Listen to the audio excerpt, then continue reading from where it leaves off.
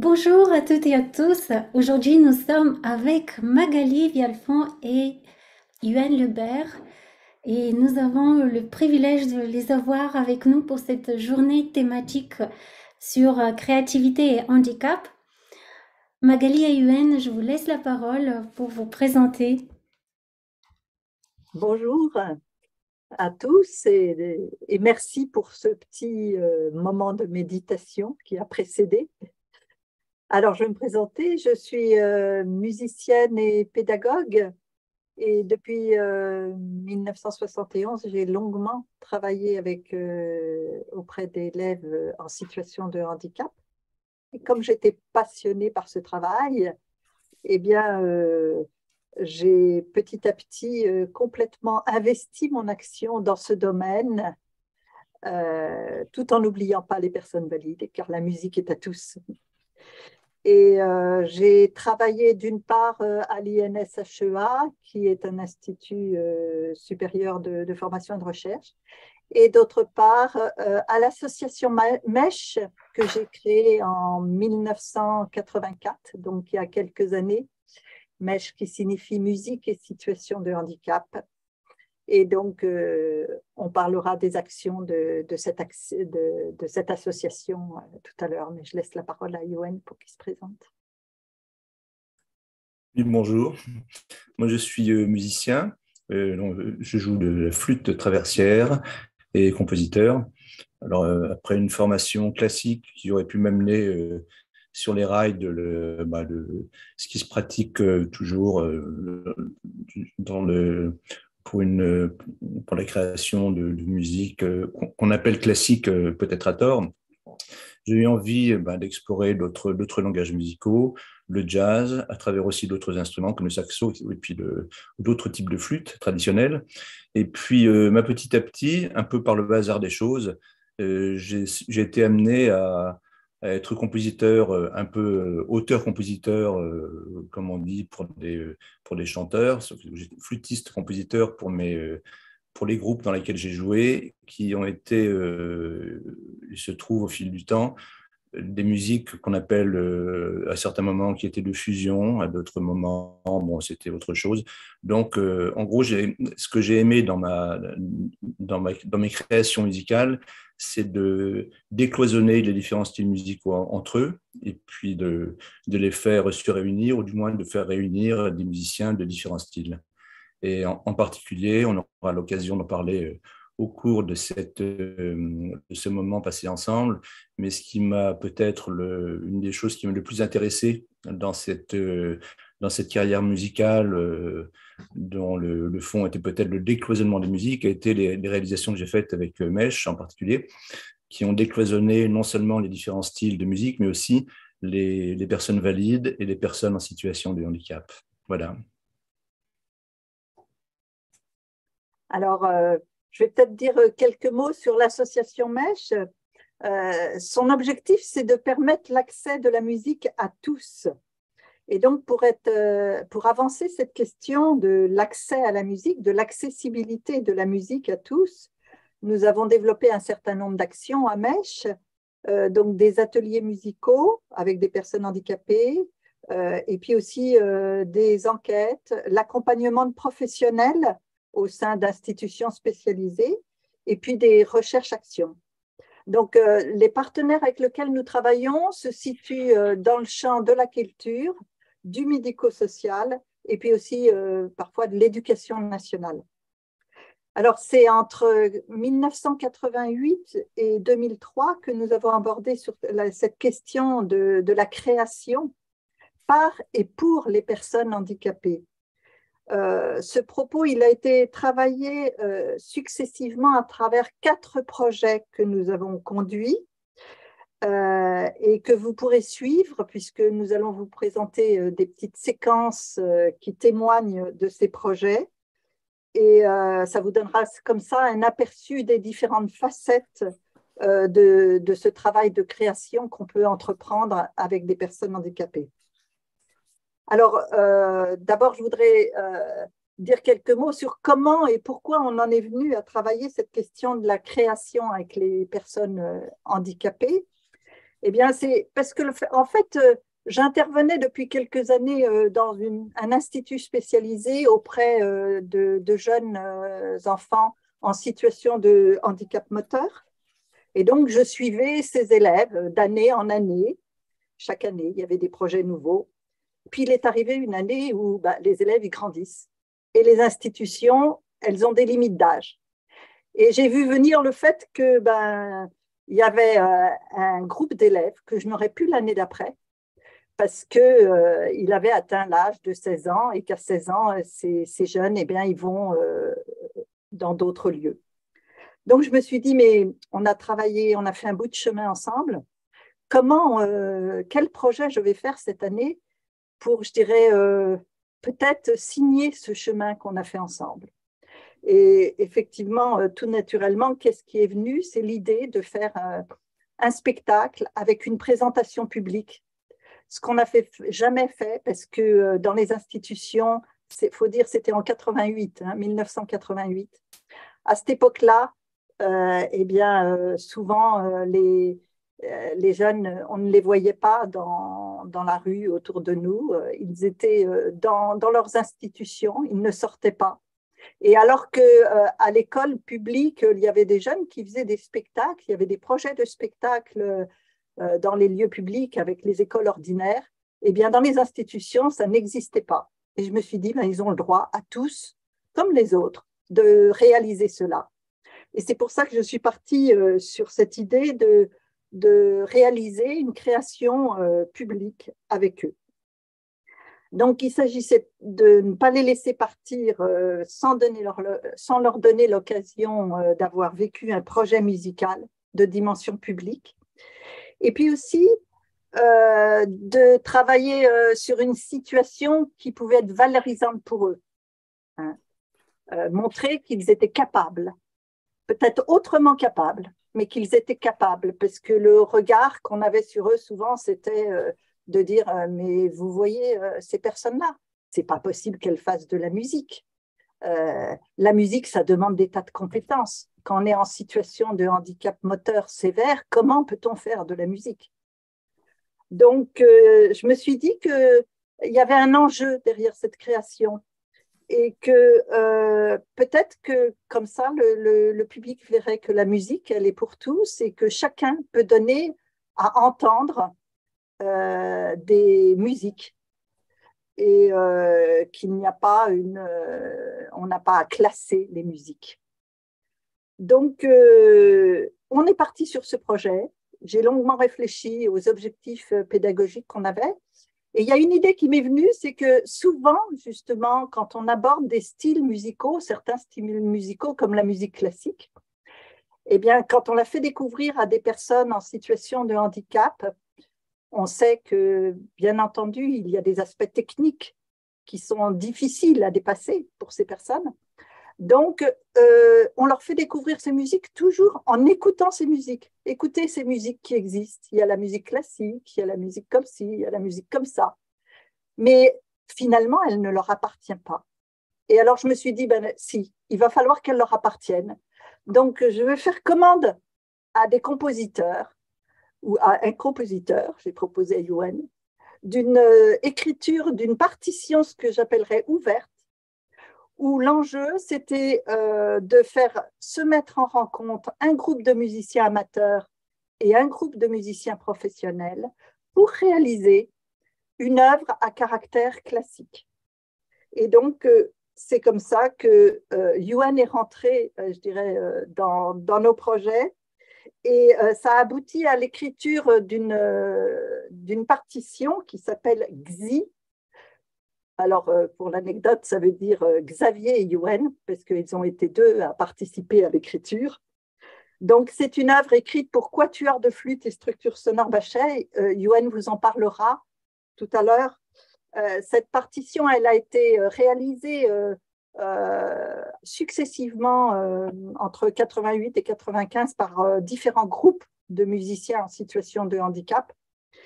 Et la séquence que vous allez voir, c'est une réalisation qui a eu lieu donc en 1988 avec des musiciens amateurs en situation de handicap mental. Et vous m'excuserez pour la qualité, mais à l'époque, on avait la VHS, j'ai récupéré des vieilles cassettes. Donc, vous allez voir des images qui sont vraiment pas de bonne qualité, mais ça ne retire en rien toute la musique qu'il y avait. Et donc, c'est un montage, bien entendu, hein, c'est pas tout le spectacle. Donc, on va vous donner à entendre ça. Et Yoann vous parlera un petit peu de la démarche qu'il a eue pour écrire ça après.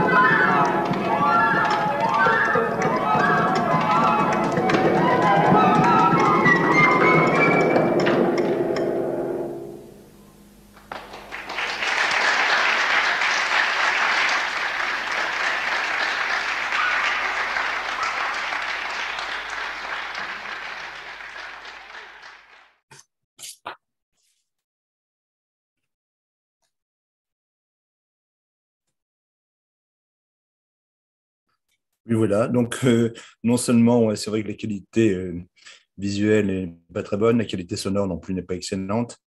Et puis, bien sûr, c'est un montage. Donc, vous n'avez pu entendre que des extraits de cette pièce qui doit être 25 minutes environ, qui était composée de 4 mouvements.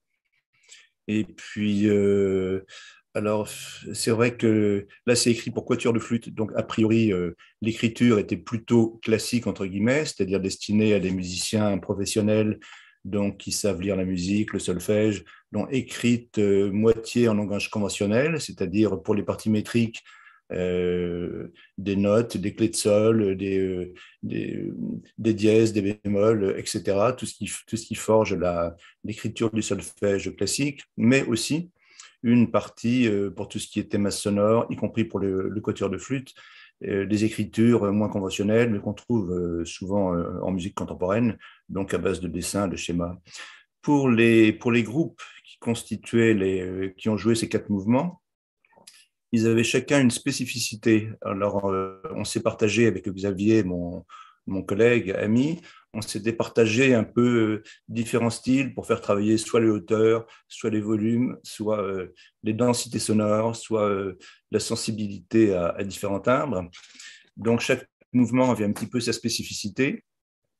Le dernier mouvement, qui était celui qu'on entend un petit peu là, à la fin, était le plus métrique de tous, où donc c'était plutôt réservé, entre guillemets, aux, aux participants qui avaient le moins de problèmes pour jouer de musique métrique.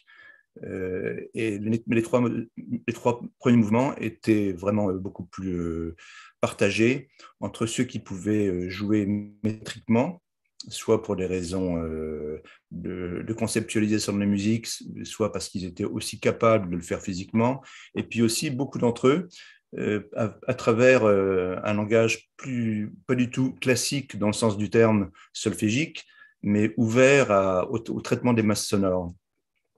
En ça aussi, le choix qui nous a été proposé, je ne sais plus dans quel sens ça s'est fait, mais le choix des structures sonores Bachet, que peut-être certains d'entre vous, beaucoup d'entre vous ne connaissent pas, ce sont des instruments, là c'est le matériel pédagogique, parce que Bernard Bachet est connu aussi pour son cristal, son orgue de cristal, qui lui est utilisé de façon plus conventionnelle, qui est un clavier avec 5 octaves chromatiques qui fait des notes. Mais tout cet instrumentarium pédagogique, il est vraiment intéressant pour faire de la musique avec des gens qui sont pas forcément, qui n'ont pas étudié ni la technique ni le solfège.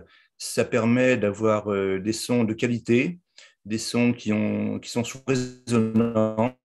Alors certains sont très se rapprocher de xylophone ou de métallophone ou autre, mais beaucoup ont des sons nus qui sont très, très riches harmoniquement, des sons de cordes aussi. Donc, il y a tout un panel, tout un éventail de sons qui, traités en termes de masse sonore, peuvent permettre à un auditeur moyen, pas forcément ouvert d'ailleurs à la musique contemporaine, de constater que le résultat sonore est musical, est audible et même peut être source de plaisir et de bonheur pour l'écoute.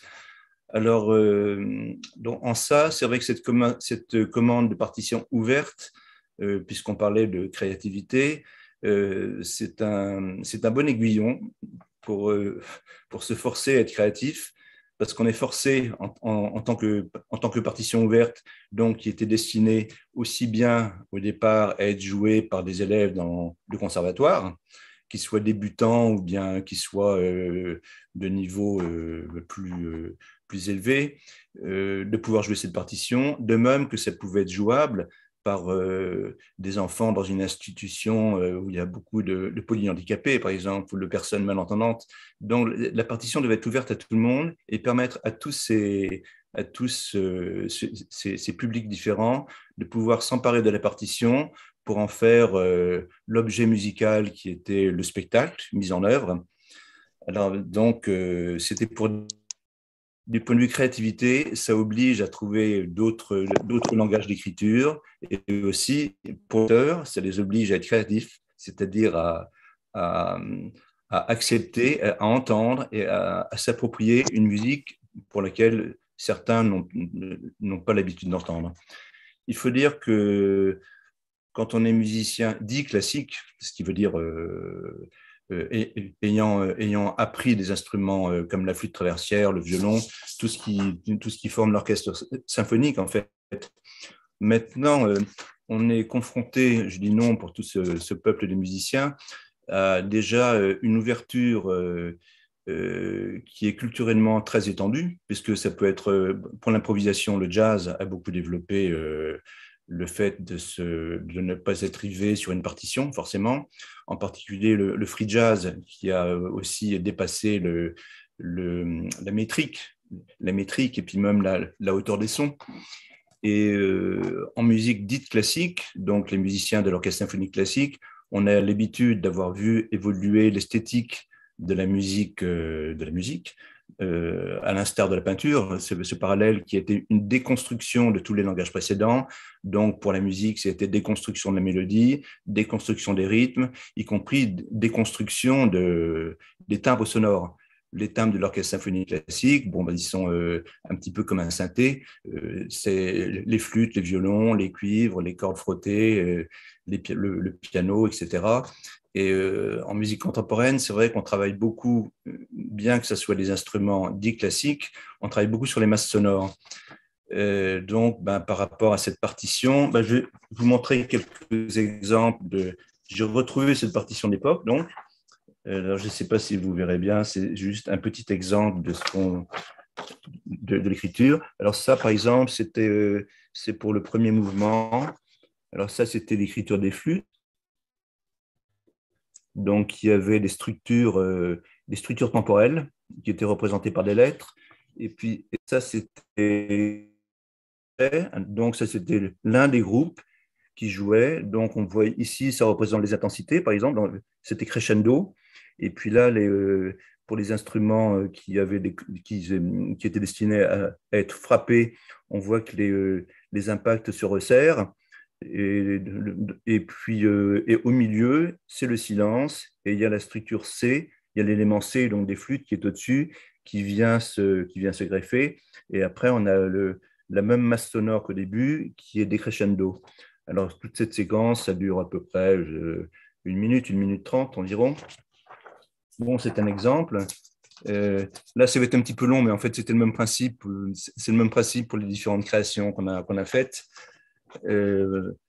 Ça, c'est un autre exemple de partition donc pour les groupes de structure Bachet.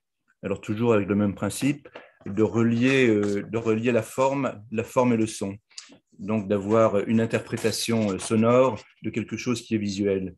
Alors, ça peut paraître pour les musiciens dits classiques, ils ont quelquefois du mal, mais quand il s'agit d'enfants ou d'élèves ou de personnes qui n'ont pas été, disons, pas polluées, mais qui n'ont pas été trop formatées par la représentation qu'on se doit de jouer une partition écrite et qu'elle soit absolument conforme à ce qui est écrit, ça laisse une grande liberté, aussi bien pour l'exécutant qui peut facilement, on l'a constaté, s'approprier le côté visuel pour le transposer en sonore sur l'instrument il venait d'apprivoiser.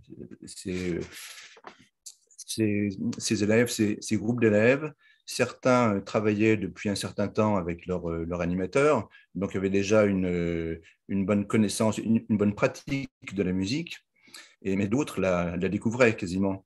Et bon, donc c'était très intéressant de voir que effectivement cette musique pouvait être aussi bien jouée par des gens qui la découvraient depuis très peu de temps que par des gens qui avaient déjà une pratique un petit peu, qui avaient déjà l'habitude de jouer ces instruments. Voilà, que dire d'autre? Oui, c'est que pour nous, musiciens classiques, en particulier par rapport à cette première création, il faut s'habituer aussi à savoir improviser, parce que l'inattendu vient très vite, que ce soit pour des raisons comportementales ou des raisons instrumentales, ou bien un manque de discipline, entre guillemets, où tout d'un coup quelqu'un oublie la partition et se met à faire autre chose. Donc c'est vrai qu'en termes de créativité, c'est amusant, c'est ludique. Je pense que tout le monde s'amuse, aussi bien les musiciens dits professionnels que les élèves, qu'ils soient valides ou en situation de handicap. Voilà, pour cette partition, je crois que c'est à peu près tout ce que je voulais dire. Voilà. Bon, de toute façon, si vous avez des questions à poser à la fin, je crois qu'il y aura un Il y a temps pour ça. il y a déjà une question de Samantha qui dit: les animateurs, comme vous dites, étaient des chefs d'orchestre. Enfin, c'est une question pour mener la création musicale. Alors, Oui. au sein. Vas-y. Oui, Magali, peut-être que tu te souviens moins de moi, mais mieux que moi. Mais il me semble que je me souviens plus très bien parce qu'entre les différents spectacles, les différentes créations auxquelles j'ai participé, que vous allez voir, certains groupes étaient dirigés par un chef d'orchestre, entre guillemets. Mais il me semble que dans le cadre de ce XI, c'était au sein de chaque groupe, je ne sais pas comment les appeler, pas forcément des jeunes, ils n'étaient pas forcément jeunes, ou des élèves, l'un des participants qui était désigné chef d'orchestre et donc qui dirigeait son groupe. Je ne sais pas si c'est ça, Magali, si tu te souviens mieux que Alors, moi. dans le travail pédagogique, oui, on a eu l'occasion de les faire diriger. Après, le jour du spectacle, ça dépendait parce qu'il y en avait qui redoutaient le fait de diriger. Et donc, ça dépend vraiment disons, du groupe et des personnes qui composent ce groupe. Mais c'est vrai qu'on essaye beaucoup que dans la création, les différents postes de musiciens, entre chefs d'orchestre, musiciens, instrumentistes, ça tourne et qu'on puisse permettre à chacun de faire cette expérience-là. Ça n'empêche qu'il y avait, en tous les cas pour XI, on travaillait avec peut-être plusieurs groupes, mais d'une même institution, et je dirais un musicien intervenant qui suivait le travail régulièrement avec les jeunes. Hein. C'était des musiciens intervenants. Là, en l'occurrence, ce groupe-là, c'était un groupe que j'avais qui était dans un centre d'aide par le travail. Et ce groupe avait un atelier musique dans le cadre de leur temps libre. Chaque semaine, ils avaient une heure et demie de temps dédié libre où ils pouvaient faire une activité. Et maintenant, ce sont des ESAT, ça s'appelle, voilà. Mais et ce temps libre était voué à une activité. Ils pouvaient choisir de travail plastique ou musical, et ils s'inscrivaient pour l'année à une activité. Voilà. Donc, on ne voit pas là le groupe dont je vous avais parlé au début, qui a été le premier groupe avec qui on a joué, qui était des jeunes en situation de handicap moteur, qui nous a amenés à faire le travail de création. Là, c'est un autre groupe. Hein. Voilà.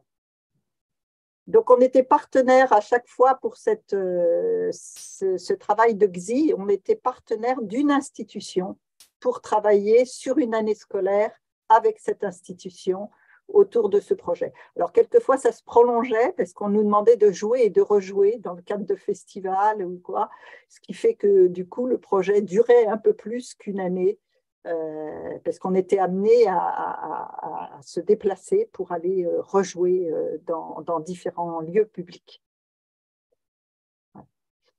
Alors, je vous propose maintenant de passer à la création suivante, qui a été, je dirais, un peu, qui a prolongé l'idée qu'on avait à la première création, mais où il y a eu des variantes.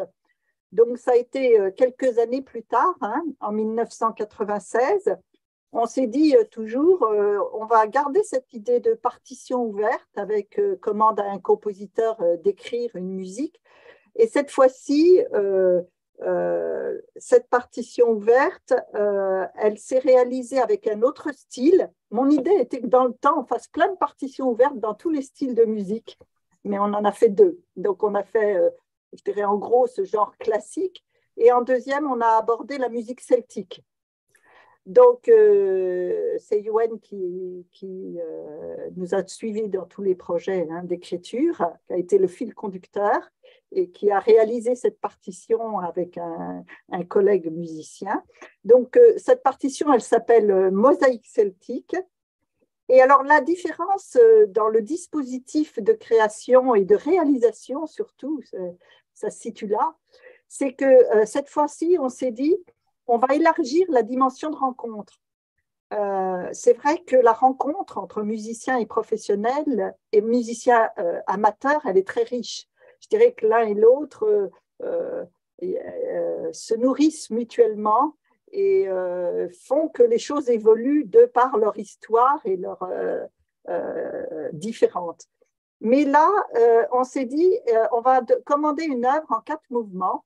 Et il y aura 4 groupes issus de 4 institutions différentes qui vont travailler durant une année scolaire, chaque institution ayant la charge d'un mouvement par rapport aux 4 mouvements de cette partition.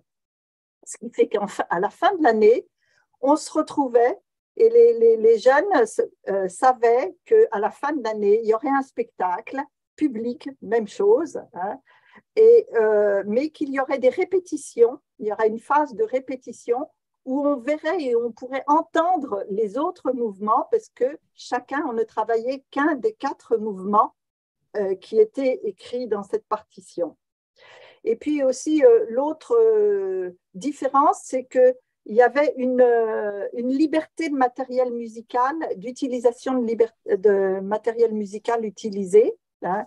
Ça tournait beaucoup autour des percussions, mais pas seulement. Il y a eu des institutions qui ont amené d'autres instruments, ce qui fait que il y avait après, dans la réalisation de la partition ouverte, tout un travail d'adaptation qui était fait par les compositeurs avec les intervenants. Donc, chaque intervenant, du coup, il y avait des intervenants différenciés, hein, des musiciens intervenants différents dans chaque institution, avec leur caractère, ce qu'ils étaient, et qui faisait qu'il y avait un travail commun pour adapter la partie du groupe amateur de façon à rentrer dans cet esprit de cette musique celtique.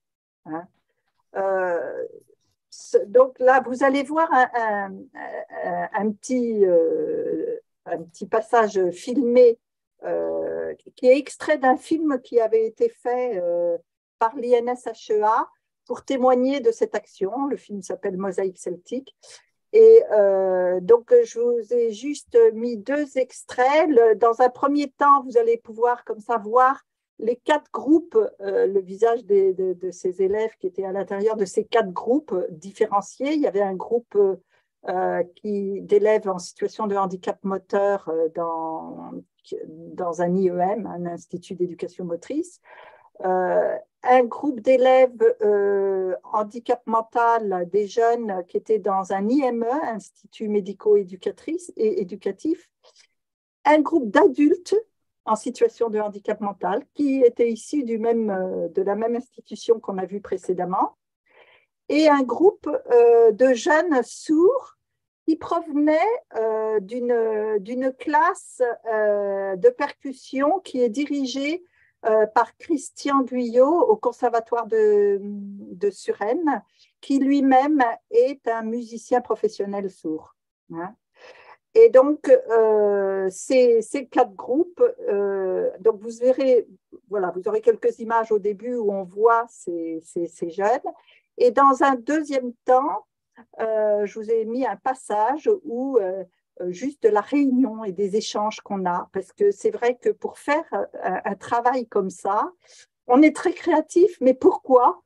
Parce qu'on se rencontre, parce qu'on parle beaucoup, parce qu'on échange, parce qu'on se communique ce qu'on sait. On sait tous des choses différentes et on s'apporte, on se nourrit mutuellement et puis on se questionne et il faut résoudre un certain nombre de questions. Donc, je vous ai montré le fait que ça fait partie aussi de la création, tout ce travail organisationnel et c'est pas rien. Donc, je vous laisse déclencher, faire partir la séquence.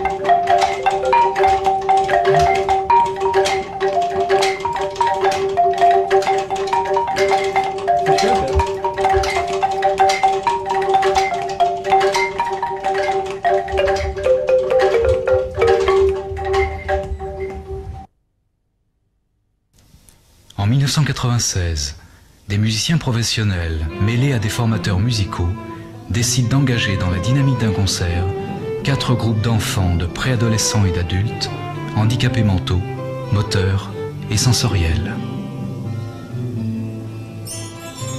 L'aventure commence avec la création d'une partition à 4 mouvements, composée par des musiciens du groupe Gwendal. Cette partition et la diversité des instruments adaptés contribueront à parfaire la réalisation du geste musical.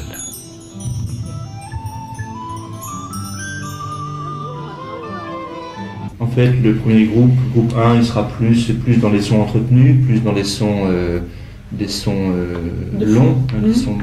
Le second groupe, il y aura un balafon, et puis des instruments plus secs, genre bambou bloc, ça s'appelle, dans son instrumentation. Des sons beaucoup plus percussifs. Et le troisième groupe, donc, lui est mesuré.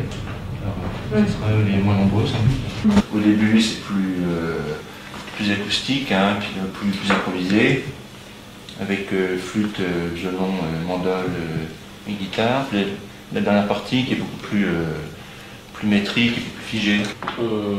J'ai commencé à travailler en rapport de cette musique. Hier, par exemple, j'ai fait une séance avec des enfants. Une partition originale, c'est-à-dire c'est pas des notes, mais j'ai fait des dessins. Par exemple, j'ai fait un rond noir, enfin plusieurs ronds noirs, plusieurs ronds rouges. Tous les ronds noirs que j'ai dessinés, enfin en simple rond, correspondent au son du grappe, du tom, et les ronds rouges au son aigu de la caisse claire. Alors, nous, on a commencé, on a eu 2 séances avec chacun des groupes. Ce qu'on peut dire, c'est que les enfants ont une très bonne écoute déjà. Ils sont très participants. Ils sont, oui, très partants, participants. Et par rapport aux difficultés, c'est vrai que ça va être plus dans leur façon de jouer. D'autant plus que c'est des groupes qui n'ont pas eu de musique. On a travaillé sur la partie que tu nous as enregistrée et on a trouvé que pour le groupe qu'on a, c'est assez difficile d'entendre la pulsation parce que c'est marqué par la guitare et c'est un peu, pour eux c'est pas assez clair. D'accord. Voilà. Donc, bon, on n'entend pas la réalisation finale, mais on ne peut pas tout mettre. Donc, on voit que la présence, d'abord, vous voyez le nombre de participants qui est très nombreux. Donc, c'est important de construire et d'aider, je dirais, chaque personne et y aller progressivement, hein, pour que petit à petit, je dirais, chaque acteur et chaque musicien intègre la dimension de la création avec tous les acteurs qu'il peut y avoir. Hein. Donc, au début, je dirais, il y a juste le contact d'un musicien qui vient auprès des jeunes pour présenter et auprès bon, et ça se travaille aussi en groupe. Et puis, c'est progressivement qu'ils vont prendre conscience qu'il y a d'autres groupes qui travaillent, quels sont ces autres groupes, qu'est-ce qu'ils font, où est-ce qu'ils sont. Et petit à petit, comme ça, ils vont intégrer le fait que la musique, elle est à tous, elle n'est pas à eux, elle n'est pas qu'à eux. Et quand je dis elle est à tous, elle est aussi pas simplement à eux, élèves, mais elle est aussi elle appartient aux intervenants et aux encadrants qui les accompagnent. C'est vrai que dans le travail pédagogique, on incite beaucoup les accompagnants à être avec les enfants et faire de la musique, ne pas avoir un rôle d'observateur simplement ou de retrait ou d'aspect logistique, de gestion d'aspect logistique, mais d'être aussi avec nous dans la musique, avec, au niveau où ils ont envie d'être.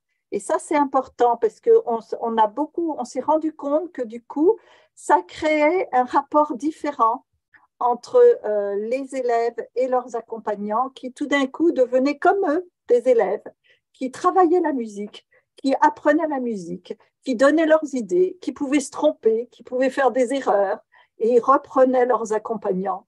Et ça, c'est essentiel, c'est-à-dire qu'à un moment donné, dans la création, on est tous en train d'apporter notre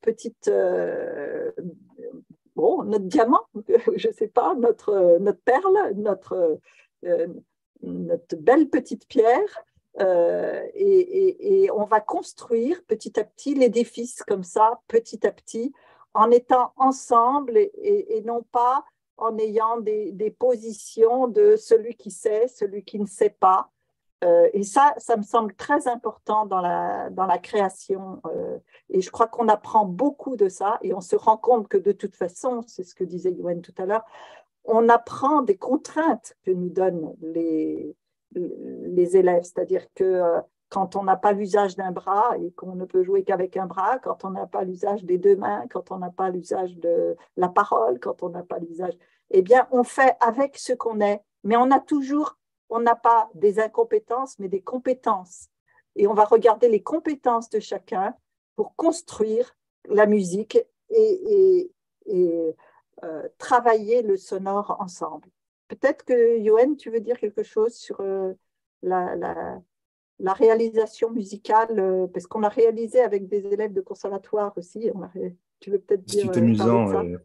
Ce qui est amusant, parce qu'on parle de créativité, c'est que cette année, dans la première année dont parlait Magali, où tous les intervenants ont travaillé pendant un an leur partition, on a réalisé à nouveau cette partition, c'est dans d'autres concerts, et je pense que le moins intéressant de tous, c'est pas seulement mon avis, mais apparemment c'était un avis assez largement partagé, c'était que on a monté dans un conservatoire avec des élèves de 3e cycle, donc des élèves qui sont déjà de bon niveau musical, qui maîtrisent très bien leur instrument. Et c'était sans doute le concert le moins intéressant. Pourquoi? Alors que sur le plan technique, ça aurait dû être mieux, car mieux joué, car une meilleure maîtrise des instruments. Et en fait, sur le plan musical, on avait affaire à peut-être à des élèves un peu blasés. Et surtout, c'était une réalisation très scolaire. Ils s'efforçaient de bien jouer ce qui avait marqué. Ils ne s'appropriaient pas la partition.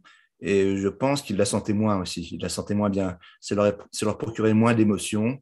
Peut-être parce qu'un peu blasés par trop d'études instrumentales. Peut-être parce qu'ils en percevaient moins le sens. C'était une musique moins formatée. Mais toujours est-il que c'était un concert qui était bien moins intéressant que les concerts faits avec beaucoup de personnes en situation de handicap, où là, ça devenait bien plus émotionnel, et puis même sur le plan esthétique, je pense, plus intéressant.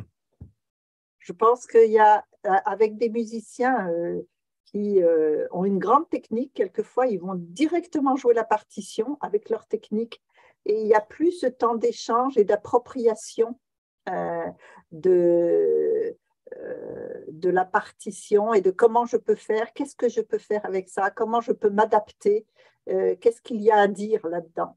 Moi, je pense que le temps est aussi un facteur qui joue et le travail de l'échange. Tiens, j'écoute ce que tu fais, tu écoutes, ah oui, ça, on le reprend pas, on le garde pas. Ça nous donne beaucoup de qualité parce qu'on fait le choix de matériaux sonores et pas simplement d'une réalisation technique belle sur le plan technique, mais qui, sur le plan esthétique, a perdu son âme, j'ai l'impression. Il n'y a plus d'âme, il n'y a pas eu de temps. Et je pense aussi qu'il y a le côté ludique. Parce que le côté ludique, dans cet exemple du conservatoire, le côté ludique, je pense qu'il était vraiment absent. Il s'agissait de réaliser en vitesse quelque chose qui était pour eux facile à jouer, alors que chez les autres intervenants, il y avait un plaisir à écouter les autres, un plaisir des sons. Et je pense que ce côté ludique, c'est aussi le fait que le conservatoire, c'est peut-être trop scolaire pour les élèves, une attitude trop scolaire. Quand on est scolaire, on n'est pas dans la créativité, je pense, on est dans la convention. Il s'agit de répondre à des conventions écrites, et le côté créatif, on le demande moins, puisqu'il est déjà sur la partition. Alors, bon, ça s'est passé en 1995. Les choses évoluent, heureusement. Les conservatoires évoluent et je veux dire que il ne faut pas se dire que maintenant, on est toujours dans cet aspect scolaire. Je pense qu'il y a de grandes évolutions qui se font au niveau je dirais, de la façon d'envisager la pédagogie musicale. Après, il y a encore de tout, c'est sûr, mais et c'est sûr que l'arrivée, je dirais, dans les conservatoires de personnes en situation de handicap fait certainement évoluer les regards et la façon d'envisager la musique pour certains pédagogues. Je dois dire que moi, personnellement, je pense que si je n'avais pas travaillé avec les personnes handicapées, je ne serais pas la pédagogue que je suis maintenant. C'est vraiment eux qui ont été mes plus grands professeurs, mes plus grands maîtres. Et ça, je crois que c'est important de saisir ça parce que je dirais que la musique ne se réduit pas à la technique, même si la technique est importante. Hein, ça ne veut pas dire du tout ça. Mais il faut que, en parallèle de cette technique, il y ait autant d'âme à mettre dans la musique. Et bon, c'est tout ce travail qui n'est pas facile à réaliser. Et comment l'aborder, c'est une vaste question. Alors, après ce travail autour de cette création de mosaïque celtique, bien, moi, je me suis dit, il va falloir qu'on change notre fusil d'épaule et maintenant, on va un petit peu faire les choses dans l'autre sens. On avait travaillé sur la question de la création pour les personnes handicapées, avec donc commande à des compositeurs d'écrire des partitions ouvertes. Et je me suis dit, bah, tiens, si on allait un peu dans l'autre sens. Et cette fois-ci, eh bien, on va proposer dans un premier temps un cadre de travail pour les élèves en situation de handicap et valides, hein, parce que c'est pour tous toujours. Hein. Et on va leur proposer d'écrire, enfin de chercher des idées de composition, de création, enfin de composition musicale, des idées musicales. Et c'est seulement dans un second temps que les musiciens professionnels, il y a toujours l'idée de rencontre, mais les musiciens professionnels n'arriveront que dans un deuxième temps et viendront se mettre à l'écoute de tout ce que vous avez cherché, exploré, posé comme idée. Et puis eux, eh bien, vous allez ensemble faire un spectacle, mais cette fois-ci, le point de départ aura été vous, et c'est vous qui aurez dessiné les bases du spectacle. Et les professionnels ne sont là que pour s'articuler à ce que vous avez fait, voilà, et voir, se mettre avec vous, entre vous, à voir, bon, on va voir ce que ça donne, mais cette fois-ci, on va fonctionner dans l'autre sens. Donc, c'est ce que j'appelle une écriture, non pas pour les personnes handicapées, mais par les personnes handicapées au départ. Voilà. Et le cadre de travail aussi, on l'a fait évoluer. Et cette fois-ci, on a proposé, ça a été un travail qu'on n'a pas proposé à des institutions, mais à des personnes, à des jeunes directement. On a lancé l'idée d'un séjour musical pendant l'été, qui serait un séjour de création musicale. C'était l'objectif, c'était le projet du séjour, c'était de réaliser une création. Et à l'issue du séjour, il y a toujours l'idée de présentation publique. Donc, le premier dispositif qu'on a fait dans ce sens, ça s'appelle Animuse. Mais en fait, il a été précédé d'une étape antérieure pour apporter, je dirais, un support de travail aux élèves. Et il se trouve que pendant l'année scolaire, donc, qui a précédé ce séjour de cet été, je travaillais avec des enseignants de l'éducation nationale, mais qui étaient dans des institutions spécialisées. Et j'avais rencontré une femme sourde qui est peintre. Et j'ai été vraiment subjuguée par son travail de peinture. Et je me suis dit, mais il faut vraiment faire découvrir ça à tous nos élèves. Faut qu'ils voient ce que tu fais et comment tu travailles. C'est Sybille de Monneron. Et on a donc travaillé avec 6 classes et leurs maîtres à un travail d'écriture autour de ces productions plastiques. Donc, le propos, chaque classe venait passer une journée dans son atelier. Ils la voyaient travailler, ils découvraient toutes ses œuvres. Et avec leur maître, le maître était libre d'envisager les choses comme il le voulait.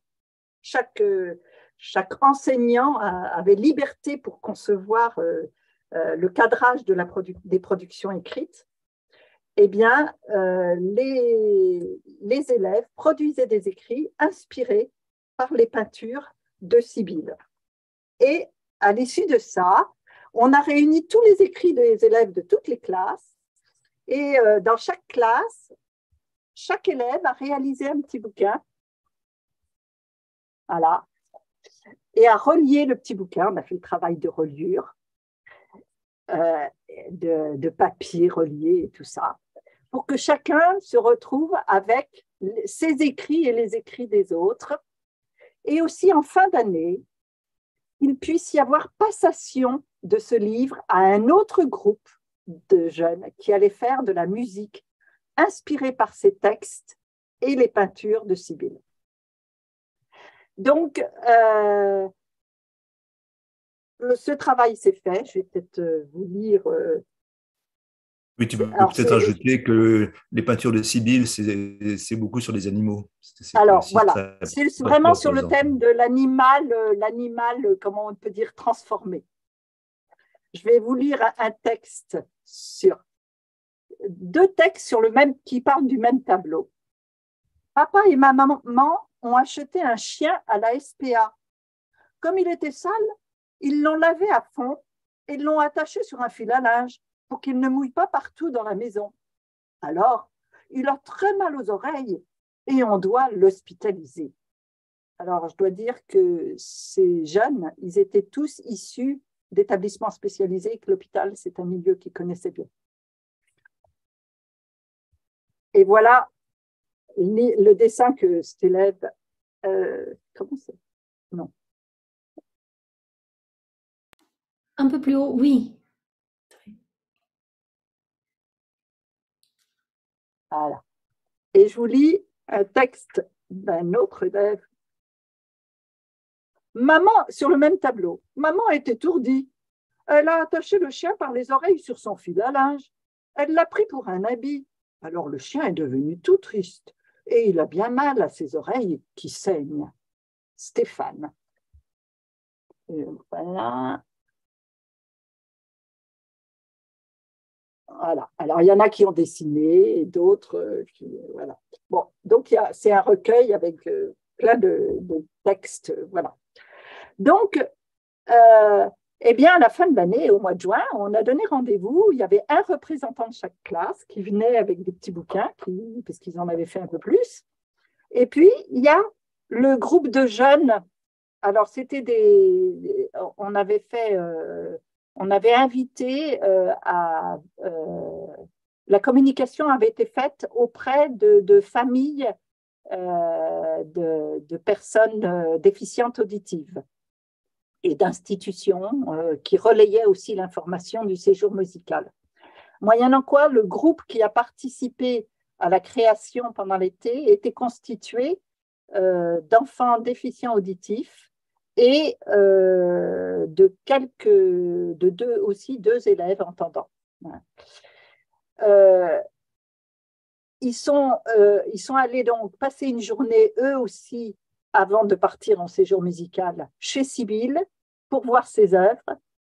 Et il y avait un comédien qui était là et qui lisait les œuvres. Et les enfants étaient là tous à se chercher dans la pièce de quelle œuvre ça pouvait parler. Voilà. Et comme ça, ils découvraient le travail de Sibylle.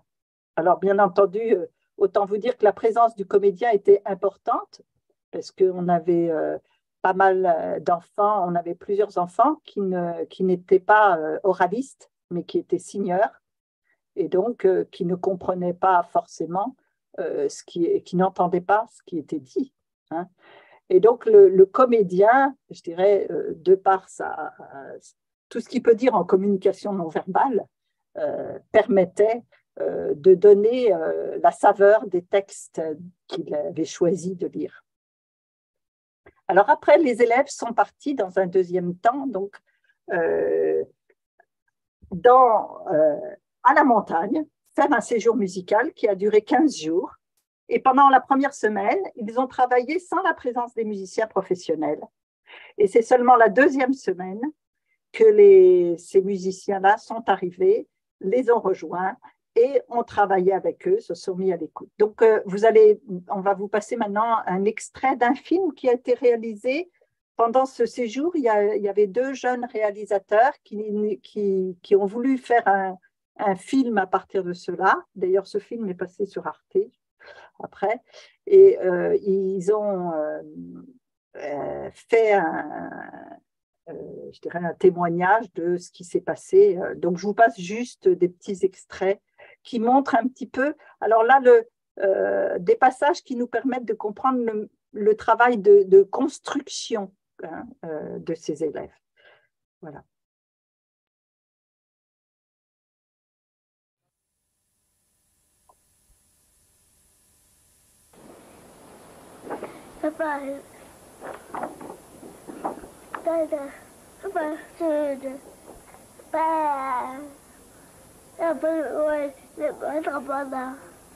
Elle dit que nous doit réfléchir que dans la suite, après c'est quoi ensemble.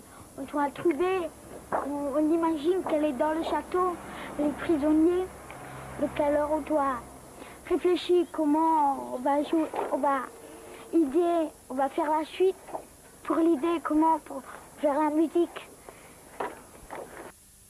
Il y avait une girafe avec des vêtements. C'est marrant parce qu'elle est habillée. On l'a habillée bien comme il faut parce que la girafe, déjà, elle est belle. C'est la plus belle de la jungle. Alors c'est la plus belle, bien habillée.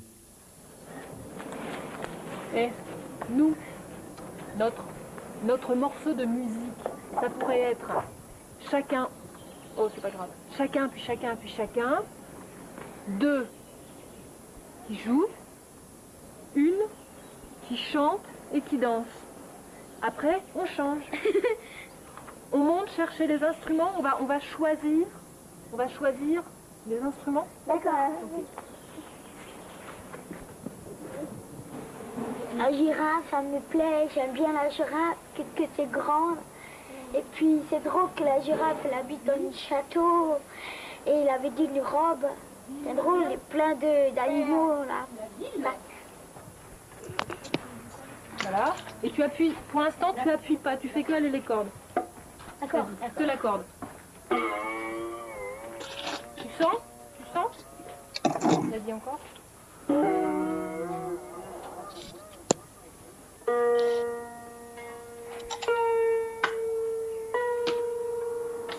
J'essaie d'écouter ce qu'elles produisent, de repérer des choses qui peuvent être intéressantes, et une fois que j'ai repéré quelque chose qui revient, d'essayer de l'installer, vraiment pour que ça perdure après dans le temps, quoi.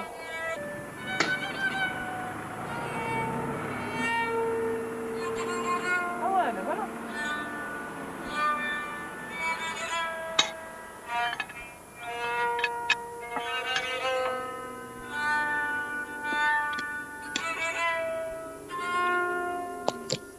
On garde ça?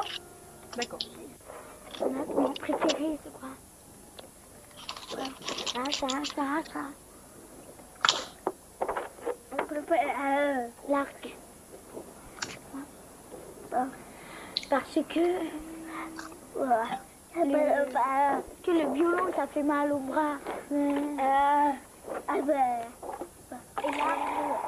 on entend des bruits. On n'entend plus ça. Préféré. Pourquoi? Parce que c'est bien, que ça c'est doux, donc on peut faire n'importe quel rythme. Donc pour ça. Est-ce que vous choisissez que Claude lise au début?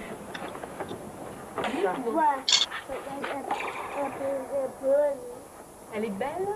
Non, en même temps. On pensait que lui, qu'on part fini, après c'est à lui de faire la musique. Ah, différent. Donc Claude lit, et après, nous, on fait la musique. D'accord. Il me semble qu'apprendre, Ça n'a de sens que dans la mesure où on sent qu'on s'approprie quelque chose et qu'avec ce qu'on a pu s'approprier, on peut construire quelque chose.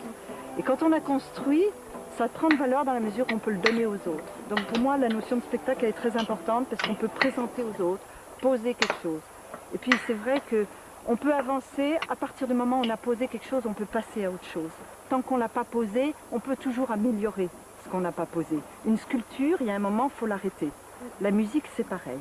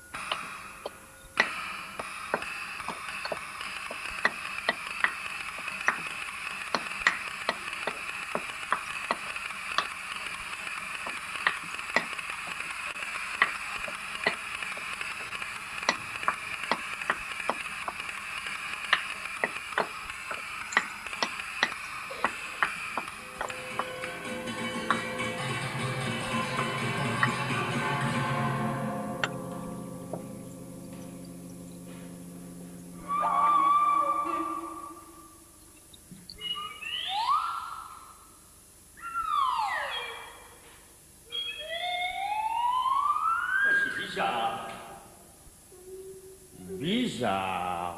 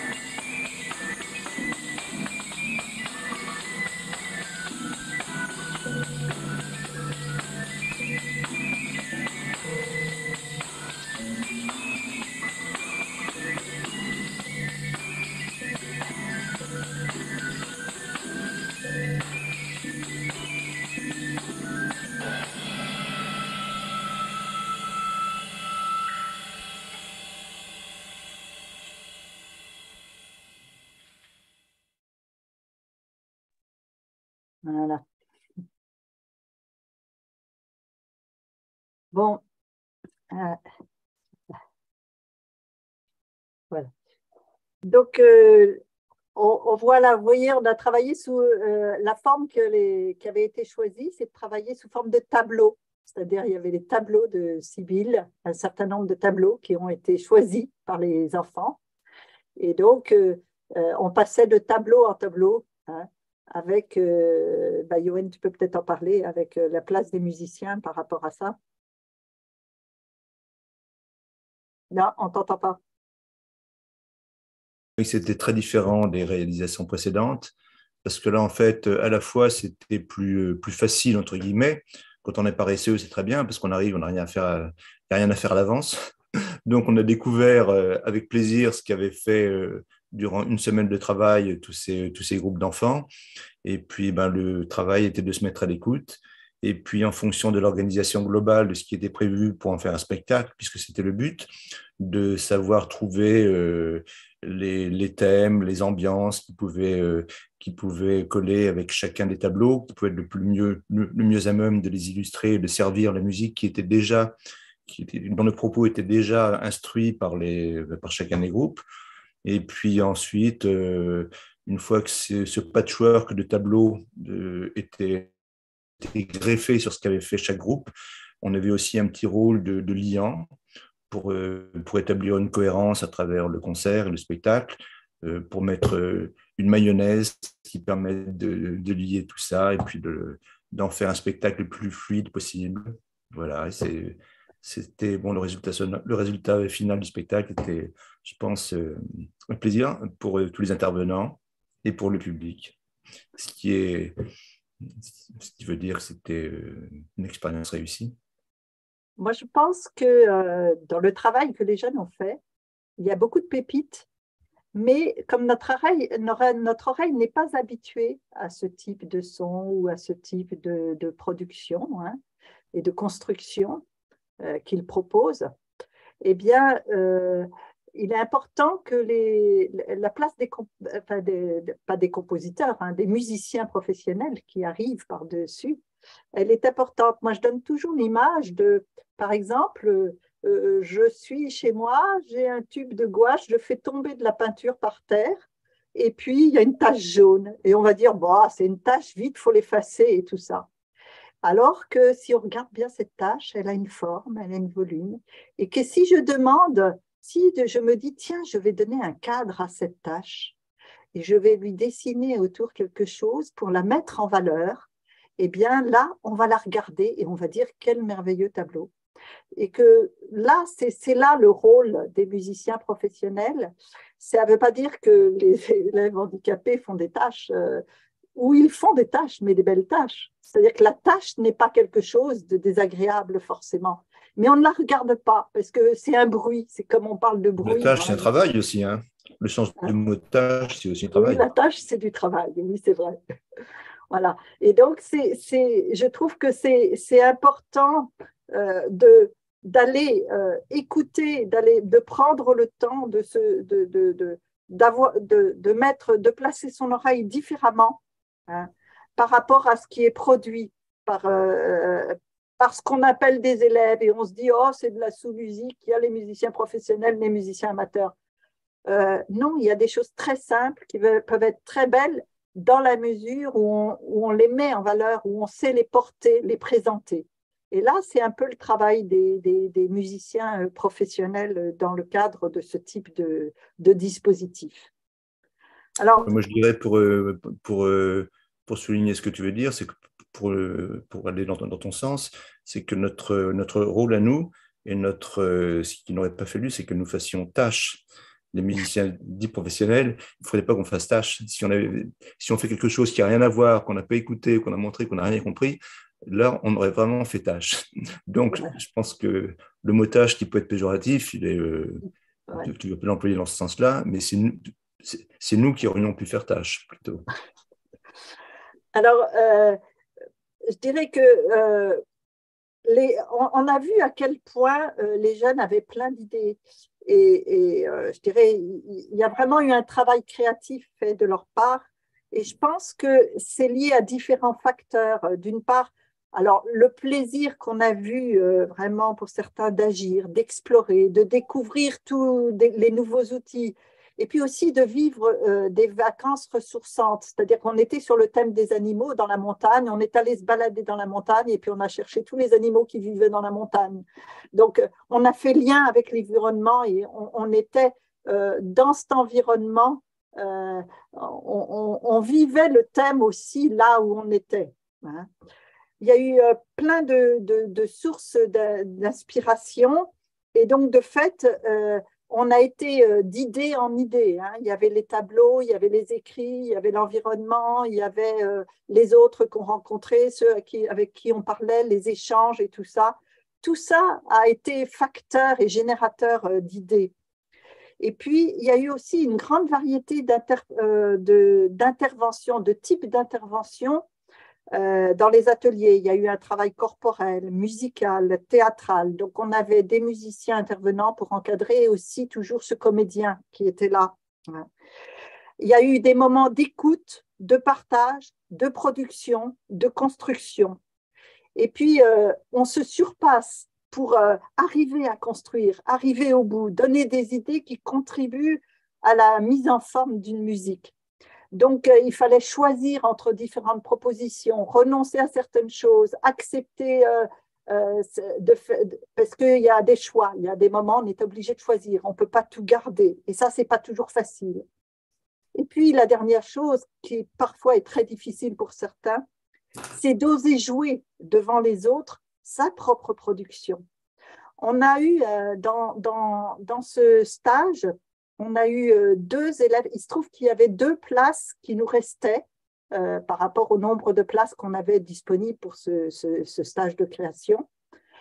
Et donc, on a été dans une institution demander à l'assistante sociale s'il n'y avait pas des enfants qui ne partaient pas en vacances. Et on s'est dit, on va leur offrir le stage. Ils vont venir. Donc, on a eu deux jeunes en situation sociale très, très difficile, complexe, qui ont participé au stage. Et l'un d'eux, ça a été très, très dur durant tout le stage. Il était fermé durant tout le stage. Il était là pourtant. Hein. Il est resté avec nous. Il n'est pas parti alors que c'est un jeune qui était complètement déscolarisé, qui n'arrivait pas à rester dans un lieu et tout ça. Il est quand même resté là durant tout le stage. Et il nous disait, je ne jouerai pas le spectacle. Je ne jouerai pas. Et ça, il l'a dit jusqu'à 10 minutes avant le spectacle. Et on lui a dit, tu sais, tu as toujours ta place dans le spectacle. Au dernier moment, tu pourras venir. Et au dernier moment, il est venu. Il a joué dans le spectacle. J'en suis émue, mais je peux vous dire que c'est des choses où on ne sait pas. Et on doit être constamment, je dirais, prêt à faire avec ce qui arrive, avec ce que chacun est. Il y a des chemins douloureux et ces enfants, il faut leur donner l'occasion de vivre des aventures comme ça. Et je peux vous dire que le premier qui a été à s'inscrire pour le stage suivant, c'est cet élève qui est revenu. Et il nous a réclamé d'autres stages. Bon, malheureusement, je dirais, notre mission n'est pas de faire des créations. Hein. On a travaillé, on a réfléchi là-dessus. Notre mission est de transmettre ça et de faire que tout le monde, tous les musiciens et petit à petit se saisissent de ces dispositifs justement pour pouvoir à leur tour agir. Mais je crois que c'est fondamental et que pour toute jeune, tout enfant, vivre au moins une fois dans sa vie cette expérience de création, elle est fondatrice à bien des égards. Il faut vraiment leur donner cette chance. Et il y a beaucoup de jeunes qui, malheureusement, sont encore exclus et n'ont pas cette chance. Et il y a encore beaucoup de représentations sur ils ne sont pas capables de faire de la musique. Si, ils en sont capables. La preuve, c'est qu'on a joué et qu'après les spectacles, on nous a demandé de rejouer ces spectacles. Ça n'a pas été facile parce que ces spectacles qu'on a fait en séjour musical, on avait des enfants de toute la France et on ne pouvait pas les réunir pour rejouer comme ça, voilà, avec un claquement de doigts. Mais bon, c'est important, en tous les cas, que dans chaque territoire, on puisse proposer à nos jeunes, hein, tous les jeunes, tous, quelles que soient leurs conditions, d'avoir vécu ça. Alors, on va passer à la création suivante. Et donc, c'est l'année d'après. On a relancé le dispositif. Alors, c'était, je dirais, avec des points communs, partir, faire un séjour de création musicale. Ça s'adressait toujours à des jeunes déficients auditifs et quelques participants entendants. Et cette fois-ci, on est allé près des châteaux de la Loire, là, dans cette région-là, parce qu'on a été en résidence chez un luthier qui construisait des instruments en bambou. Et donc, il a été, quand on lui a parlé de notre projet de faire une création en partenariat avec lui, il a été tout de suite partant et il a participé dans ce sens que tout le temps de notre séjour chez lui, il a construit, et les élèves, enfin les jeunes ont participé à cette construction, un décor sonore. Il a fait un grand bateau musical, un grand bateau sonore. Et alors, ce séjour, il a duré 1 semaine de plus, parce qu'on s'est rendu compte que 2 semaines, c'était court. Donc, cette fois-ci, on a pris un peu plus de temps. On a pris 3 semaines. Et on en avait bien besoin. Et je dirais que le propos du travail qu'on a fait, il s'agissait de mettre en musique un conte traditionnel japonais, peut-être que vous connaissez, c'est l'histoire du Urashima Taro, qui a comme thème sous-jacent le voyage et la rencontre, et qui nous offre toute une réflexion sur le temps réel, temps éternel, temps biologique. Ça se passe, donc c'est l'histoire d'un pêcheur, et il y a toute une partie en dehors de l'eau et une partie au fond de la mer, avec toutes les saisons qui passent au fond de la mer. Et de fait, ça nous a donné l'occasion, au-delà du musical, dans les temps de détente et les temps éducatifs, hein, parce qu'on ne faisait pas, on faisait pas les 35 heures de musique, hein, on essayait d'avoir des temps de respiration et puis d'en profiter de ce cadre pour découvrir plein de choses. Et donc, du coup, on a orienté, je dirais, notre travail éducatif sur le temps, les lieux et le temps.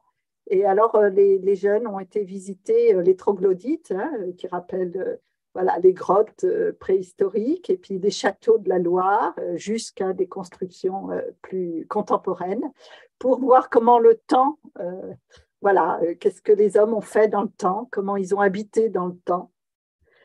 Et puis, la différence qu'il y avait dans ce dispositif cette fois-ci, c'est qu'il y avait, donc les musiciens professionnels rencontrent toujours entre musiciens amateurs et professionnels, les professionnels n'arrivant que la 2e semaine, les idées partaient toujours des musiciens amateurs, et il y avait des intervenants qui complétaient le travail d'atelier, des intervenants stagiaires plus nombreux. Il y en avait un peu déjà dans le premier spectacle Animuse, mais dans ce 2e spectacle qu'on appelait Rêve de peintre, il y avait plus d'intervenants stagiaires qui participaient aux travaux pour se former et travailler avec nous.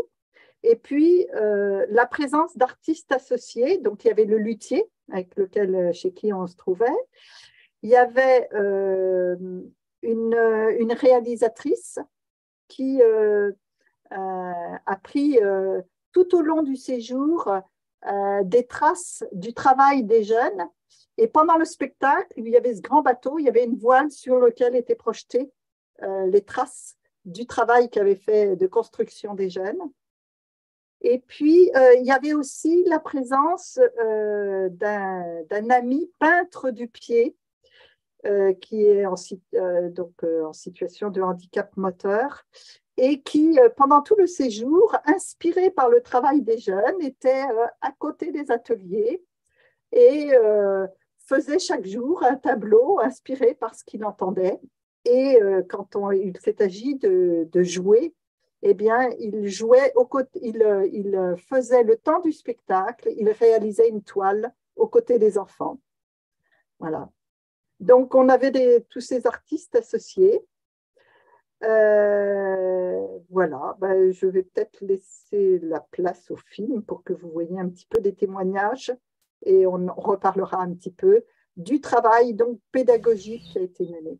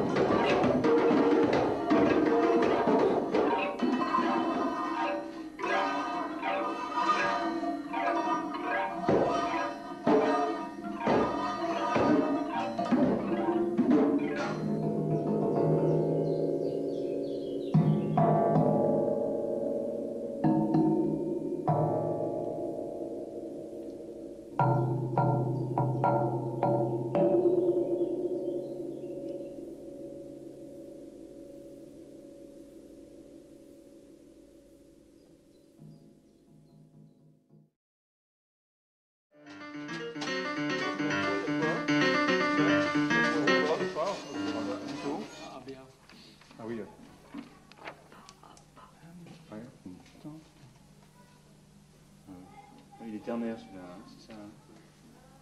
Oui, complètement ternaire. Après ternera, il est binaire, c'est ça? Le piège. Voilà, voilà. D'accord.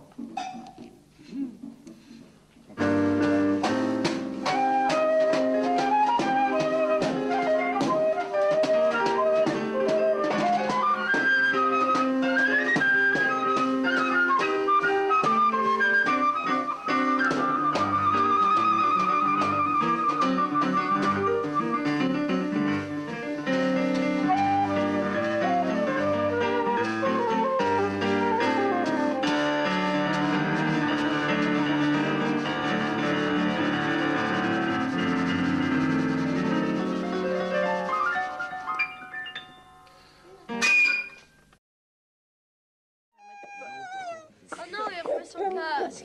Zut, j'ai pas vu sur l'écouter.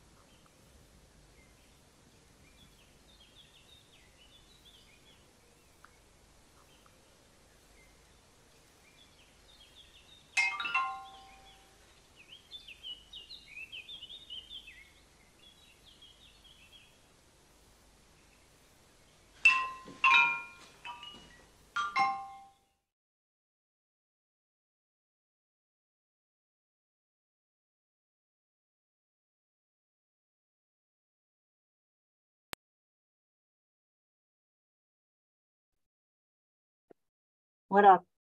Donc, on voit que pour construire la musique, le premier propos, c'est vraiment d'explorer, hein, dans tous les sens du terme. Et donc, à travers les images là qu'on a sélectionnées de ce film, on voit qu'on peut jouer avec des matériaux divers, hein, l'eau, le bambou, le souffle, donc qui ont été nos supports de travail pendant tout ce temps de création. Et donc, les chemins de l'exploration ont été variés. D'une part, on a travaillé avec tous nos sens, la vue, l'audition, le toucher.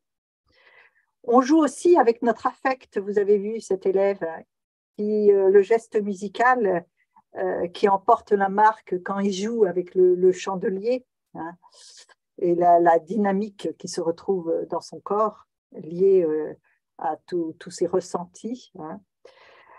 On joue et puis on a joué aussi avec de multiples règles du jeu qu'on se donne, par exemple les débules, en sachant qu'on peut varier et trouver d'autres règles. Les enfants, les jeunes sont friands de ça. On joue au moment où la bulle éclate, on joue pendant toute la durée du trajet, on joue seulement sur la première bulle, sur la dernière bulle. J'ai une bulle, toi t'en as pas. Voilà. On joue aussi avec notre imaginaire. On se prend à rêver avec les images de la nature, hein, et le film qui nous donne à sentir autre chose avec les images, hein.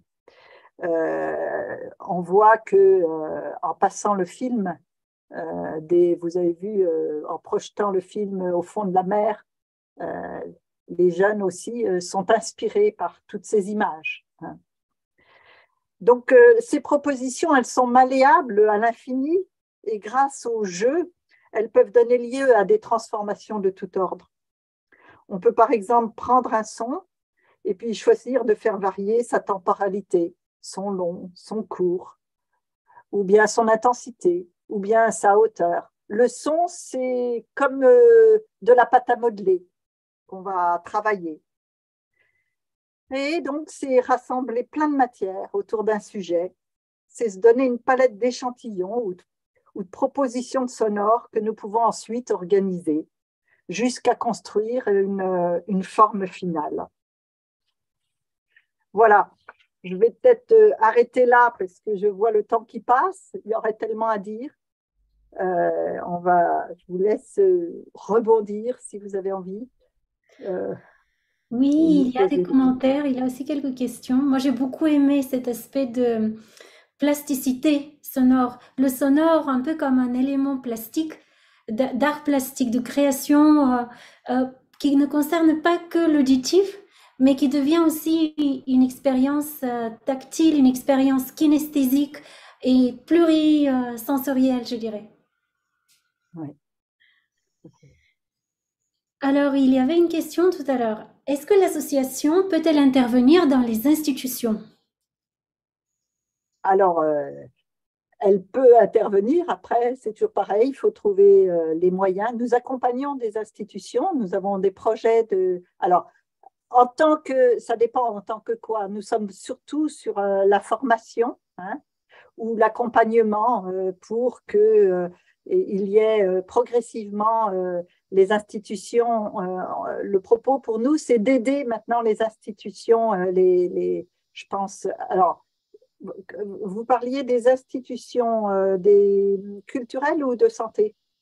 Alors, c'est Justine. Justine, vous pouvez débloquer votre micro et vous pouvez intervenir si vous voulez apporter plus de précision.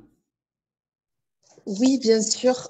Bonsoir. Déjà, merci pour cette présentation. Bonsoir. C'était plus centré sur le domaine médico-social, donc tout ce qui va être foyer de vie, IME, ça peut être voilà, des masses. Voilà. Est-ce qu'il y a des interventions possibles, ponctuelles, ou alors vous êtes vraiment sur le montage de projets sur une longue durée, ou des fois il y a des petits événements de manière plus ponctuelle. Voilà, c'était ma question.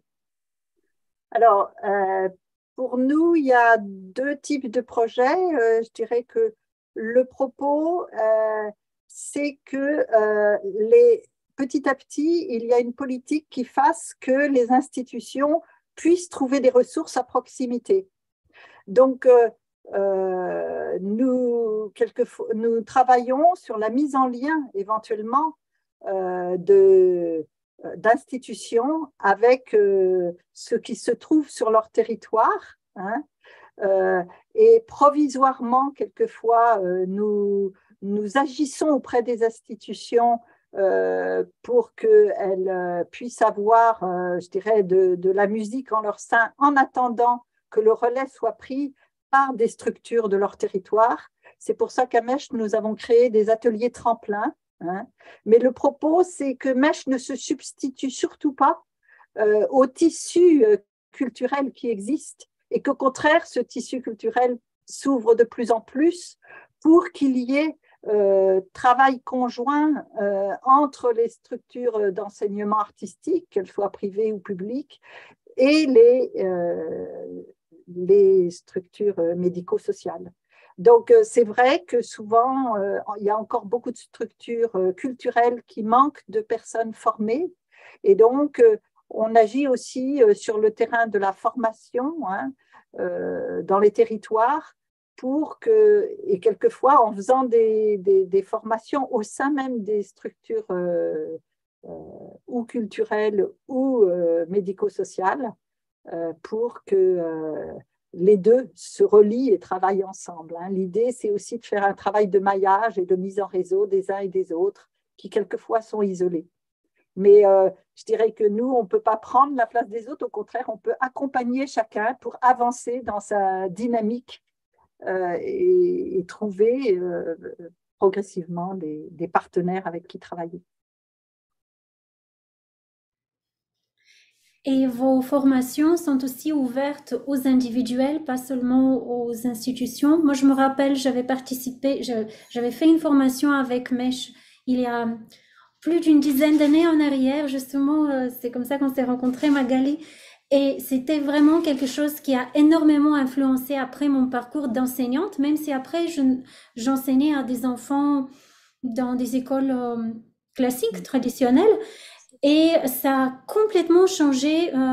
Donc, tout ce que j'ai fait comme formation pour les personnes en situation de handicap, ça a énormément enrichi ma pédagogie, ma façon de revoir mon enseignement.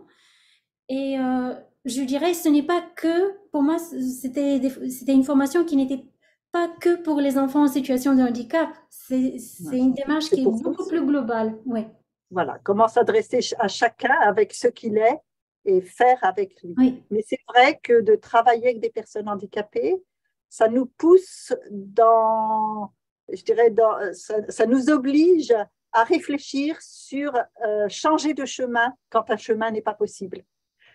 Hein, si un enfant n'a pas un bras, on ne va pas lui dire « joue avec ce bras ». Donc, il va falloir trouver un autre chemin pour agir et pour travailler et pour faire de la musique avec ce qu'il est, un enfant ou un adulte. C'est comment chacun peut faire avec ce qu'il est, quel outil il peut trouver et qu'est-ce qu'il peut construire avec ce qu'il est. Et donc, vos formations sont aussi accessibles aux initiatives individuelles? Bien sûr, bien sûr. Super. Alors, quelqu'un qui a beaucoup de gratitude exprimée. Quelle belle initiative, la musique parle à notre esprit. Véro dit, je ne suis pas musicienne et je n'ai jamais travaillé avec des personnes handicapées. Je découvre donc un monde que je ne connaissais pas et c'est vraiment très intéressant. Bravo. C'est magnifique. Bravo pour la démarche magnifique d'inclusion.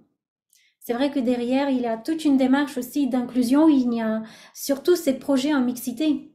Oui, oui, le propos, il est de travailler avec tous. Alors, c'est vrai que nous, Mèche, musique et situation de handicap, je dirais, on s'est spécialisé là-dessus parce qu'il faut mener des travaux de recherche pour aller plus loin, pour voir comment on peut faire avec ce que chacun est. Et il y a beaucoup de travail. Et je pense que, je dirais, toutes ces personnes qui sont en situation de handicap eh bien, c'est elles qui font évoluer notre société. Vous voyez toutes les transformations qu'il y a, je dirais, au niveau général dans notre société. Le téléphone portable, la télé réglable à distance, le plan incliné pour aller à la poste, tout ça, on le doit à qui? Eh bien, à toutes ces personnes qui, chacune avec ce qu'elles sont, ont permis de faire avancer et de faire progresser la société. Et comment ça se passait la rencontre entre les personnes valides et les personnes en situation de handicap? Est-ce qu'il y avait des moments qui étaient délicats? Est-ce que cette rencontre était facile ou... Très facile, il n'y a pas de problème. De toute façon, on n'était pas en train de regarder qui était quoi, avec quelles compétences. On travaillait chacun avec ce qu'on était. Je dirais on est... je dirais dans la vie, dans l'activité, on se dit pas, il y a. Alors, c'est vrai qu'il y a je dirais des besoins particuliers pour certaines personnes, mais ça ne veut pas dire que ces besoins particuliers, qui sont indispensables pour certains, ne peuvent pas être partagés. Je pense simplement au fauteuil roulant. Eh bien, le fauteuil roulant, il a été sous les fesses de tout le monde. Et voilà. C'est-à-dire que on apprend à partager. Il est indispensable pour quelqu'un. Ça ne veut pas dire que les autres, dans la mesure où il est libre, il y a des histoires de priorité, hein, parce que tout le monde ne peut pas disposer d'un fauteuil roulant. Voilà.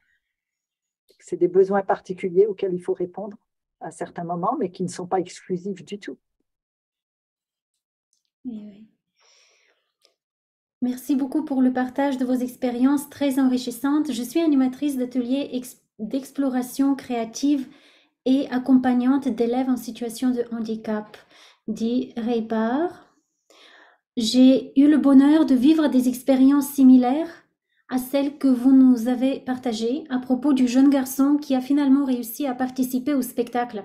À chaque fois, c'est une grande émotion de voir ces enfants ou ces jeunes se surpasser et être fiers de ce qu'ils ont accompli. Je crois que c'est essentiel de leur faire vivre des projets comme ça. Oui. Tout le monde, qui qu'on soit, doit avoir vécu des expériences de création et de partage. C'est essentiel. On apprend énormément en étant ensemble, en étant dans la rencontre.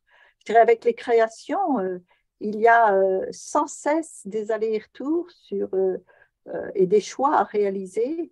Et on doit accepter que notre choix n'est pas toujours réalisé. Et ce n'est pas parce qu'on est valide ou qu'on est en situation de handicap le choix, ce n'est pas lié à ça. Le choix, c'est parce que voilà, il y a des choses qui s'imposent liées à l'esthétique, liées au fil conducteur, liées, je ne sais pas, à la facilité ou à la difficulté, je ne sais pas, ça peut être n'importe quel... voilà. Mais choisir, c'est pour tout le monde. Je dirais, tout être humain a cette chose-là à faire dans sa vie. Et la création, c'est vraiment ça, c'est construire, choisir, explorer, poser, tous ces gestes qui sont fondamentaux dans notre vie à tout niveau. Oui. Et je pense que c'est aussi très pédagogique cette rencontre en mixité, aussi bien pour les enfants en situation de handicap, enfants ou adultes d'ailleurs. Je dis enfants parce que je pense toujours à cette expérience que j'ai vécue il y a plusieurs années en arrière de rencontres d'enfants handicapés et enfants valides qui ont créé le même spectacle musical. Mais c'est extrêmement pédagogique pour les enfants valides qui découvrent l'autre. Et je me rappelle, c'est resté un petit peu dans ma mémoire, ces moments où... ces premiers moments pour faire connaissance, certains enfants en situation de handicap mental, ils avaient tendance à faire connaissance avec les autres en les reniflant, par exemple.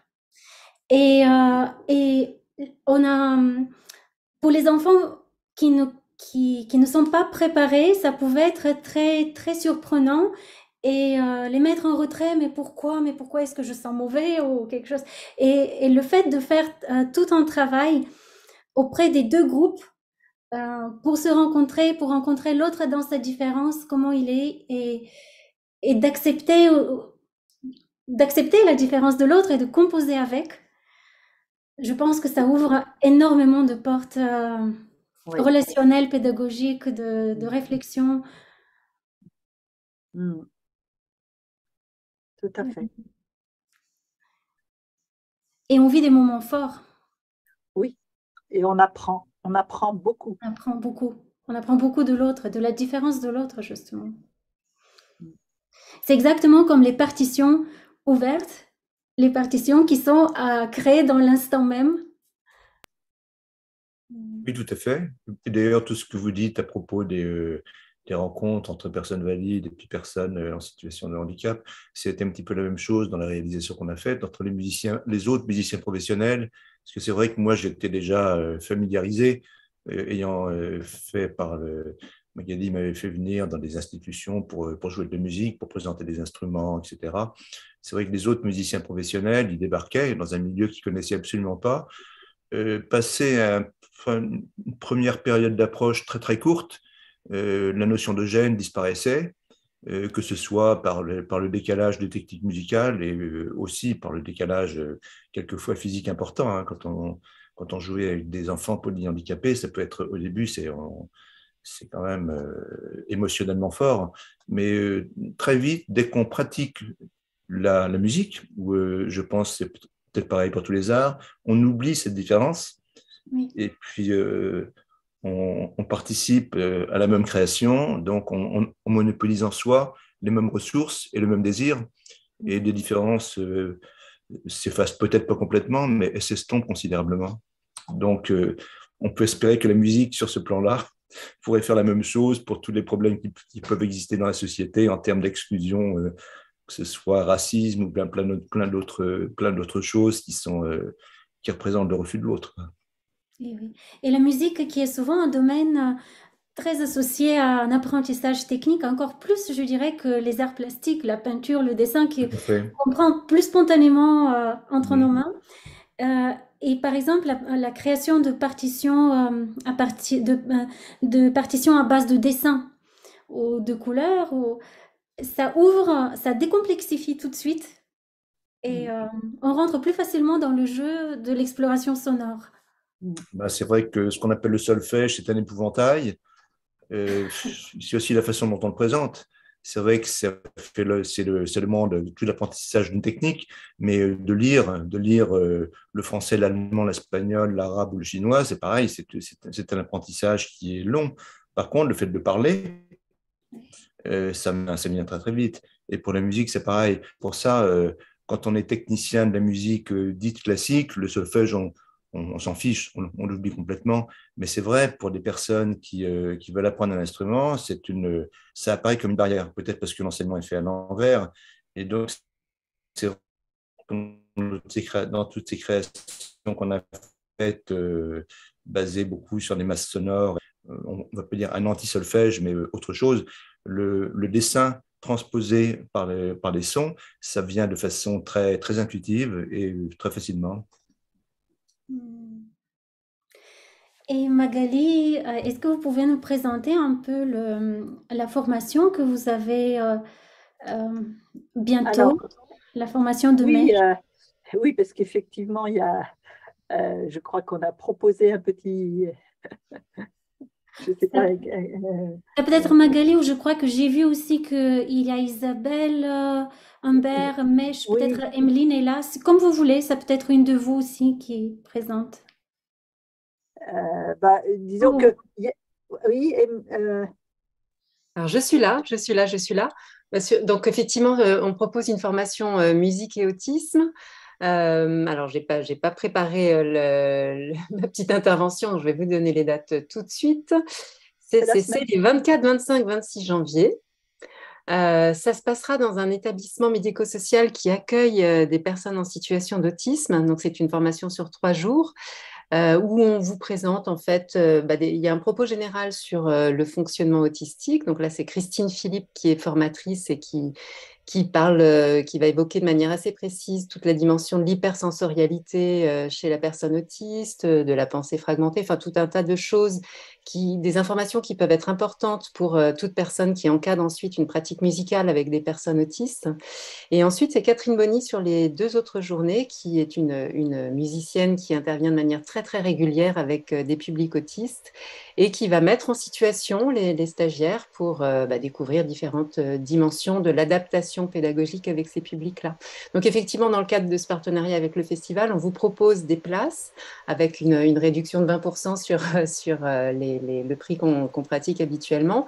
Et on vous propose également de ce même principe pour une autre formation qui s'appelle « Apprendre avec des jeux ». Alors là, peut-être je vais laisser Magali présenter cette formation, puisque c'est elle qui l'a conçue avec une autre formatrice qui s'appelle Suzanne et qui encadrera ces journées de formation. Je te laisse, Magali, le présenter. Oui, alors, je dirais que quand on fait de la musique, vous avez vu qu'on parle toujours de jouer, jouer, jouer. Et en fait, on joue, mais on a des règles du jeu. Hein. C'est comme un jeu de société, un jeu de cartes, un jeu de… Voilà. Et là, le propos, c'est justement de prendre conscience du travail qu'on peut faire autour des jeux, de leur structure, et puis de comment on joue avec les limites du jeu, avec les variations, comment on peut inventer de nouvelles règles, et comment ça peut devenir un matériel support pour le pédagogue fondamental dans la mesure où il va pouvoir lui-même inventer des jeux petit à petit et construire sa propre pédagogie à partir de jeux.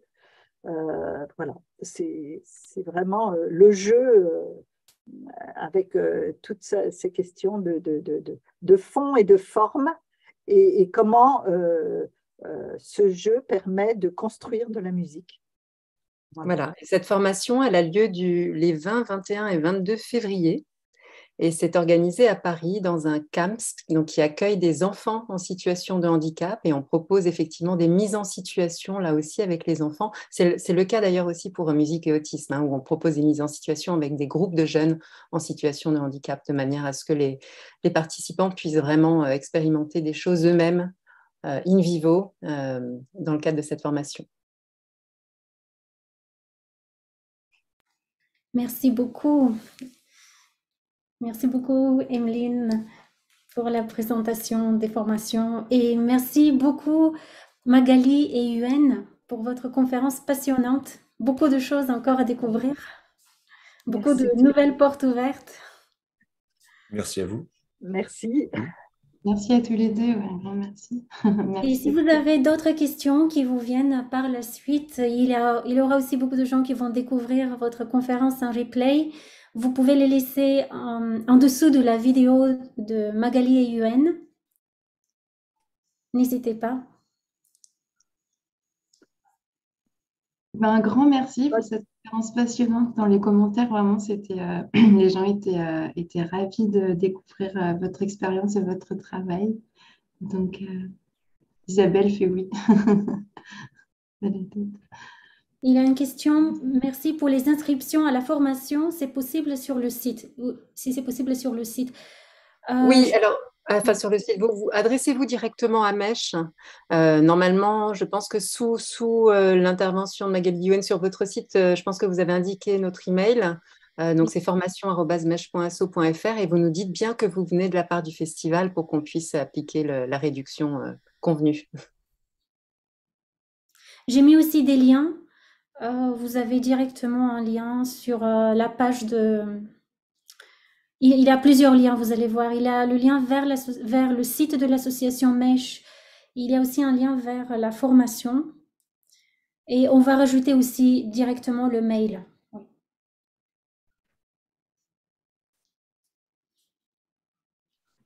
Eh bien, merci à vous d'avoir fait ce beau festival et d'apporter tant de matière, de permettre d'apporter tant de matière aux professionnels. Merci, merci à vous.